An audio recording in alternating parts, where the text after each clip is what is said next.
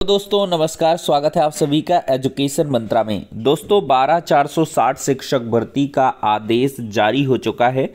6,470 शिक्षकों की नई भर्ती होने वाली है। हाईकोर्ट की सख्त टिप्पणी यहां पर देखने के लिए मिली है। आदेश के बारे में एक सटीक विश्लेषण आपको देखने के लिए इस वीडियो में मिलेगा। नए शिक्षा सेवा चयन आयोग की सूचना, आरओ भर्ती की आवेदन डेट बढ़ी है। आरक्षण सीमा में बदलाव की एक बड़ी अपडेट पूरे देश को झकझोर रही है। ग्लेन मैक्सवेल की अद्भुत पारी के बदौलत जीत गया ऑस्ट्रेलिया। दोस्तों सारी अपडेट्स पर चलिए डिस्कशन करते हैं।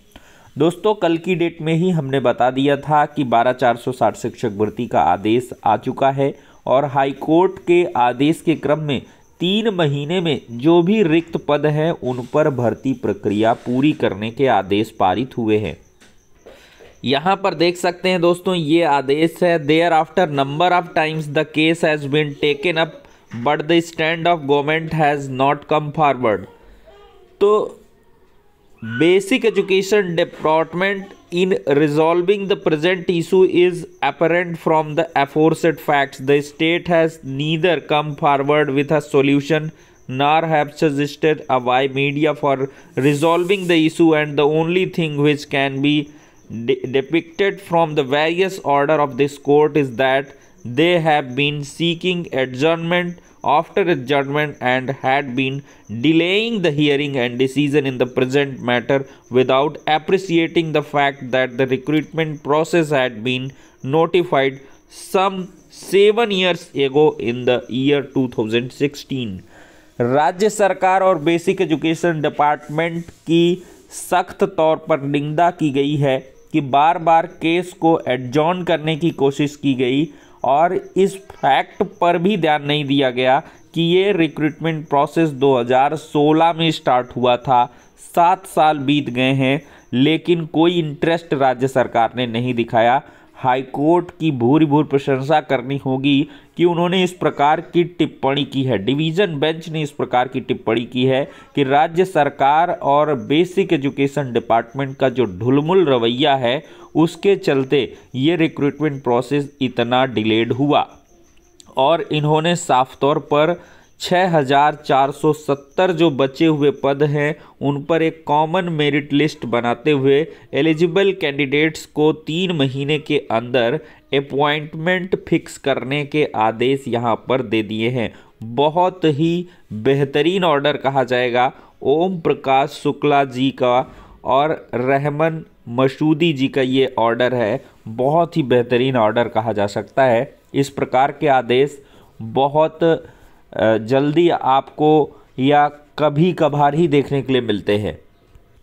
ये समाचार पत्रों की हेडिंग देख सकते हैं। करीब 6,000 शिक्षकों की भी नियुक्ति का रास्ता साफ। वर्ष 2016 की 12,460 सहायक अध्यापक प्राथमिक भर्ती का मामला। हाई कोर्ट ने सरकार को 3 महीने में भर्ती प्रक्रिया पूरी करने के लिए कहा है दोस्तों। तो यहाँ पर दोस्तों एक बड़ी अपडेट निकल के आई है और प्राइमरी शिक्षकों की जो बाधा है वो टल चुकी है।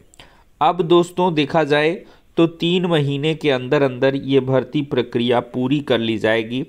अगर सुप्रीम कोर्ट मामला नहीं जाता है तब की सूरत हालात में है। अब सुप्रीम कोर्ट भी अगर ये मैटर जाता है तो बहुत ज़्यादा समय नहीं लगेगा। आप पैनिक ना भी हों। जो 0 जनपद के अभ्यर्थी हैं 12,460 शिक्षक भर्ती में आपने बहुत ज़्यादा एक लंबा संघर्ष, एक लंबे दुख दर्द को सहा है, पीड़ा को सहा है, तो कुछ और प्रतीक्षा करनी पड़ सकती है। अन्यथा 3 महीने के अंदर आपके नियुक्ति पत्र आपके हाथों में होंगे और 6,470 पदों पर यह भर्ती प्रक्रिया कंप्लीट हो जाएगी। दोस्तों देखा जाए तो राज्य कृषि सेवा के 175 पद पर भर्ती होगी। यूपीपीएससी को अधियाचन मिल चुका है। पाठ्यक्रम में बदलाव किया जा रहा है। पाठ्यक्रम संशोधन को मंजूरी मिलने के बाद विज्ञापन जारी कर दिया जाएगा। तो उत्तर प्रदेश लोक सेवा आयोग को शासन के सम्मिलित राज्य कृषि सेवा भर्ती के 175 पदों का अधियाचन मिला है। हालांकि कुछ पदों पर भर्ती के लिए पाठ्यक्रम संशोधित किया जा रहा है। संशोधित पाठ्यक्रम को शासन से मंजूरी मिलते ही आयोग इस भर्ती का विज्ञापन जारी कर देगा। दोस्तों 6 महीने में भर्ती तो दूर, परीक्षा तक नहीं हुई, मुख्यमंत्री के कहने के बाद भी समय से पूरी नहीं हो पा रही हैं भर्तियां।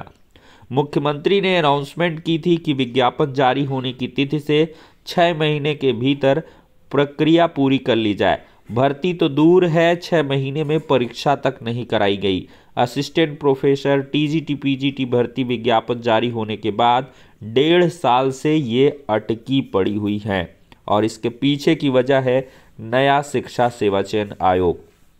इस आयोग के गठन के इंतजार में अभी तक इन भर्तियों के लिए परीक्षा की तिथि भी घोषित नहीं हुई है। अभ्यर्थियों का कहना है कि जब आवेदन लिए थे तब उच्चतर शिक्षा सेवा आयोग में अध्यक्ष और सदस्य थे। अगर उसी वक्त परीक्षा करा ली गई होती तो अब तक चयनित अभ्यर्थियों को नियुक्ति भी मिल गई होती। वहीं आवेदन की प्रक्रिया पूरे होने के बाद माध्यमिक शिक्षा सेवा चयन बोर्ड में अध्यक्ष थे, लेकिन सदस्यों की संख्या काफ़ी कम हो गई थी। दोस्तों, देखा जाए तो हाई स्कूल में लगातार बढ़ रही है बेटियों की संख्या। यह आंकड़ा है 2021 में 44%, 22 में 44.18, 23 में 45.52 और 24 में 46.67% जो बालिकाओं के पंजीकरण की स्थिति है वो हो चुके हैं। नीना श्रीवास्तव, पूर्व सचिव यूपी बोर्ड, कहती हैं कि बालिका शिक्षा के प्रति लोगों में जागरूकता बढ़ी है। हर क्षेत्र में महिलाओं की उपलब्धियों के कारण लोग बालिकाओं को पढ़ाना चाह रहे हैं। यह एक अच्छा संकेत है और बेहतरीन बात हो रही है। दोस्तों, एनसीईआरटी की प्रकाशित कक्षा 1 और 2 की पुस्तकों का हाल देखिए। हमारी बुनियाद किस प्रकार से कमज़ोर हो रही है। अंग्रेजी की किताब में गलतियों की भरमार है। मृदंग नाम से प्रकाशित किताब में कई गलतियां मिली हैं। व्याकरण की छोटी छोटी गलतियों से लेखन पर सवाल उठे हैं। नित्यानंद सिंह, प्रिंसिपल पतंजलि ऋषिकुल, क्या कहते हैं कि एनसीईआरटी की कक्षा 1 और 2 की अंग्रेजी पुस्तक मृदंग के फर्स्ट एडिशन में कुछ त्रुटियां हैं। शिक्षकों को सही शब्द और वाक्य पढ़ने का सुझाव दिया गया है। हिंदी की किताब में भी कमियां देखने के लिए मिली हैं।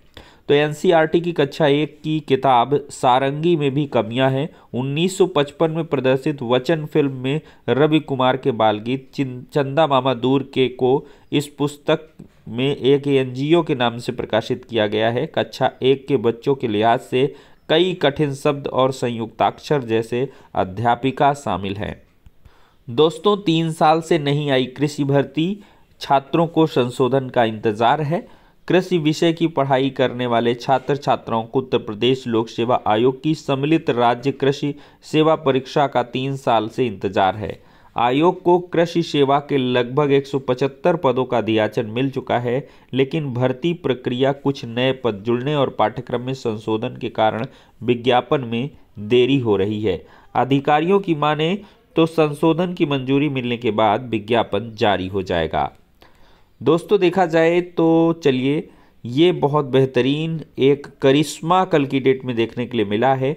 दोहरा शतक लगाया है ऑस्ट्रेलिया के ग्लेन मैक्सवेल ने और इनकी तूफानी पारी के बदौलत ऐतिहासिक मैच में अफगानिस्तान को 3 विकेट से हरा दिया गया है। दोस्तों, ये मुंबई में मैक्सवेल का करिश्मा कहा जा सकता है। अगर मैच आपने नहीं भी देखा है तो जाकर हाईलाइट जरूर देखें। किस प्रकार की विपरीत और कठिन परिस्थितियों में भी ग्लेन मैक्सवेल अकेले डटे रहे। एक समय ऐसा था जब ऑस्ट्रेलिया जैसी 5 बार की विश्व विजेता 91 पर 7 विकेट में समेट दी गई थी। 200 यहाँ पर देखा जाए तो 91 रन के लक्ष्य का पीछा कर रहे थे। 292 ऑस्ट्रेलिया को बनाने थे और फिर ग्लेन मैक्सवेल का जादू चलना शुरू हुआ। भले ही 2 बार इनको जो है जीवन दान मिला, 3 कैचेज इनके छूटे हैं, लेकिन वो अलग सा फैक्टर है। लेकिन दर्द से कराहते रहे, स्क्रैम्प इनके आ गए थे, लेकिन फिर भी जूझ करके एट लास्ट मैक्सवेल ने एक पैर के दम पर खड़े खड़े मैच को जिताया है। और ये बहुत ही अद्भुत, अविश्वसनीय, अकल्पनीय पारी कही जा सकती है। और यहाँ पर दोस्तों देख सकते हैं कि इनका जो है दहाई का आंकड़ा नहीं छू पा रहे थे। 6, 8, 10 इस तरह का स्कोर है, 7-7। लेकिन यहाँ पर कमिंस की बात करें तो 12 रन सिर्फ बनाए 68 बॉल में। इन्होंने काफ़ी ज़्यादा सपोर्ट भी किया था, लेकिन अकेले दम पर यहाँ पर देखा जाए दोस्तों तो अकेले दम पर मैक्सवेल ने 201 रन बनाए हैं। इस पारी में इन्होंने 128 गेंद का सामना किया है, 21 चौके जड़े हैं और 10 छक्के लगाए हैं। तो अद्भुत पारी है, बेहतरीन पारी है और जीवन में भी बहुत कुछ सीखने का मिलता है कि कितनी भी बड़ी जो विपरीत परिस्थिति हो उस पर डटे रहना चाहिए, अडिग रहना चाहिए, तभी सफलता मिलती है। तो फिलहाल के लिए दोस्तों इस वीडियो में इतना ही, नेक्स्ट में मिलते हैं।